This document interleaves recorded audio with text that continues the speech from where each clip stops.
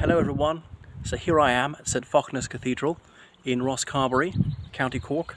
So this is the smallest cathedral in Ireland and it's about the size of your average parish church.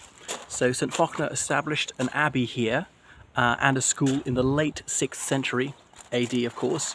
So we're on the coast of West Cork and the sea is very close by. I'll point you out over there. Maybe you can see down the street. Can you make out the shimmering blue? That is an inlet to the Atlantic, but there's a causeway, so you can't sail in and out here, but you could in the old days. The Vikings could sail up here, or the Danes sail up here to sack places. This is the Church of Ireland Cathedral. So obviously St Patrick came. Apparently he wasn't sent by the Pope, that's a later invention. But there was only one church. We can't really say Roman Catholic Church in the 5th century AD because there was no division between the Eastern Orthodox Church and the Western Church. Anyway, assembly sent by the church, but not specifically the Pope, and he spread the Christian faith. He evangelized around Ireland, particularly in the northern half of Ireland. Downpatrick, County Down, bears his name, and indeed he's interred under the floor of St Patrick's Cathedral. Oh no, sorry, it's just outside under a stone. Founded up St Patrick's Cathedral, Dublin, and all the rest of it supposedly drove the serpents into the sea. Now rationalists would say that they died out in the last ice age, but surely that's not true. Anyway, so there we were, Christians had spread, but we had our own distinctive form of Christianity. You know, we practiced a priestly marriage long after celibacy had been imposed in the Catholic Church, saying Mass in Irish. We had a different way of calculating Easter, that movable feast and so forth. Our monks even had a different tonsure. And so some of the deities of Gaelic mythology were reimagined as the Christian saints. Some of those whales became holy whales dedicated to various saints from the Christian pantheon. Anyway, although nationalists wouldn't like to remember this, it was actually the Pope, Adrian IV, who wrote Laudabilita, as in praiseworthily, that papal bull authorising King Henry II of England to come to Ireland to bring it within the Catholic sphere, which indeed he did.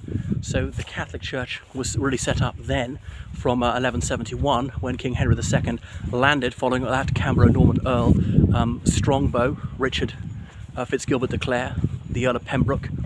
And anyway, the Reformation came to Ireland in the 1530s. The King of Ireland was Henry II, although he only actually had the title King of Ireland in 1542. That prior to that he'd been the Lord of Ireland. So we'd been connected to England and Wales since 1171 politically.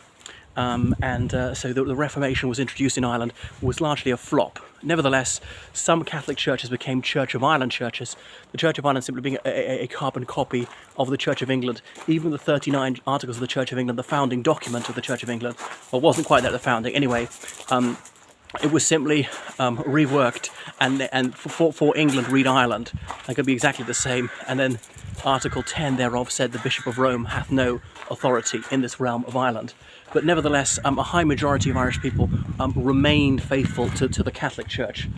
So why was the Reformation largely a flop in Ireland? It mainly took off on the east coast, the Dublin area, where English and Welsh immigration had been most intense. Even then there were still English-speaking Catholics, the Old English, who were a distinctive community well into the 17th century, as opposed to Irish-speaking people in most of the rest of the country. So I wonder if I can go into this cathedral. I've been into it before. It's rather plain on the inside. So the Church of Ireland was only ever a minority, only ever had 20% of the Irish population as its communicants, but they tend to be more urbanised on the east coast, tended to be wealthier. Obviously there was no equality in those days, social, religious or otherwise, and the Catholic majority we were heavily discriminated against by law. So yeah, some of the ancient cathedrals like this one were sequestered, and even some of the clergy, they crossed the Tiber from being Catholic to being Church of Ireland or Anglican, part of the Anglican Communion. Is this door locked? Okay, maybe we can't get in. And so the upper class was almost exclusively Anglican. And later on, obviously, other Protestant denominations were founded here too: Baptists, Presbyterians, Methodists, Independents, and such like. I'm not sure if I'm allowed to film inside it, but I'll show you an archway of the most ancient part of the ruin. Perhaps I have to pay to go to film inside. Somebody might take exception to me filming inside. So anyway, what else can I say about this cathedral? It'll have a lectern in the shape of an eagle, same as the Church of England use. But things changed, obviously. Obviously 1798 there was a rebellion aiming at equality of the United Irishmen, which failed, and through the 19th century things changed, and some of the Church of Ireland people thought this inequitable system was impermissible and there ought to be religious equality. The Nostra, the French Revolution, they spread abroad. Anyway, finally there was the Irish Disestablishment Act passed in 1868, which took effect in 1870, and the Church of Ireland no longer had that privileged position. So it ran the only university in Ireland for a long time, Trinity College Dublin, and some various charities.